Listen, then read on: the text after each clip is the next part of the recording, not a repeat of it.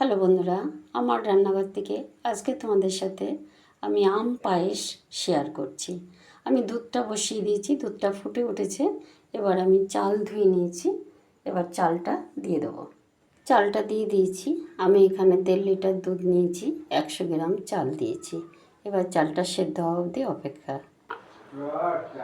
ওটাকে আমি একটা বড় সাইজের আম নিয়ে নিয়েছি। এবার এইভাবে আমি কেটে মাঝখান দিয়ে ছোটো ছোটো টুকরো করে তুলে নেব।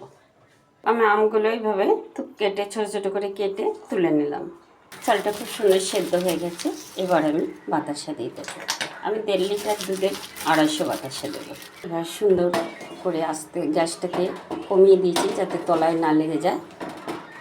দুটো ছোটো এলাচ গুঁড়ো করে দিয়ে দিলাম, তাতে পায়েসে গন্ধটা সুন্দর লাগবে। এবার আমি আমগুলো দিয়ে দিলাম। গ্যাসটা কমিয়েই আমগুলো দিতে হবে। আমার আম পায়েস কমপ্লিট। তোমরা দেখেছো কি সুন্দর দেখতে লাগছে, দেখো। তোমাদের যদি ভালো লাগে আমার চ্যানেলটাকে সাবস্ক্রাইব করো, লাইক করো, শেয়ার করো।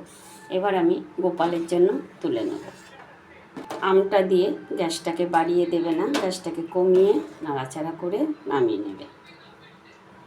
আমার গোপালের পায়েস রেডি। আজকে রাখছি, কালকে আবার অন্য কিছু নিয়ে তোমাদের সামনে আসবো। তোমরা আমার চ্যানেলটাকে অনেক অনেক করে শেয়ার করো। টাটা।